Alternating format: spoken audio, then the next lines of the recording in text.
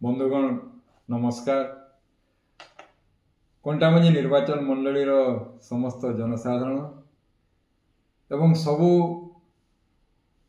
समाज तथा सबु अनुष्ठान कर्मकर्ता समस्त को मोर गोटे वार्ता देवार आवश्यक मन कली बोली आज वीडियो माध्यम रे आपन को वार्ता दौचे। गत स्वायत्त शासन दिन ओडिशा सरकार राज्यर अनेक अंचल के एनएससी घोषणा कले एवं अनेक अंचल के एनएससी रु म्युनिसिपालिटी घोषणा कले। आमर कंटामंजी निर्वाचन मंडलीर सिंधेकेला बंगमुंडा को एनएससी घोषणा हेबा बोली आमे बहुत आशा रखिथिलु एवं कंटामंजी एनएससी के म्युनिसिपालिटी रे परिणत करबे बोली बहुत आशा रखिथिलु।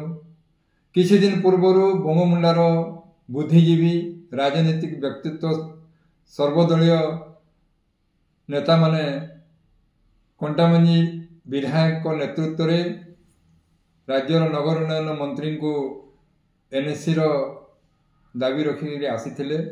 सेथिले कि आमे समस्ते आशा रखिथिलु जनसाधारण निश्चित रूप रे जे राज्य सरकार घोषणा करबे स्वायत्त शासन दिन आमर कंटामंजी लगी गोटे भेटी देबे एवं सिंधेकेला बंगमुंडा को एनएससी एवं कंटामंजी को म्युनिसिपालिटी घोषणा करबे बोली, किंतु सेटा बात पड़ीगला। से लगी अंचलवासी आम समस्ते दुखित अच्छु।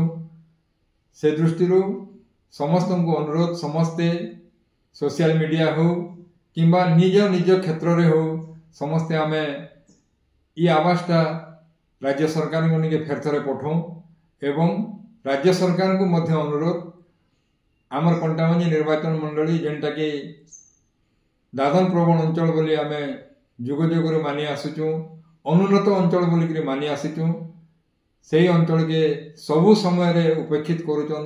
से लगी अनुरोध करुचु इथिर प्रति ध्यान देवे एवं पुणी थरे विचार करी आमको सिंधेकेला के एवं बंगमुंडा के म्युनिसिपालिटी एनएससी घोषणा करवार सहित कंटामंजी एनएससी के म्युनिसिपालिटी घोषणा करुन।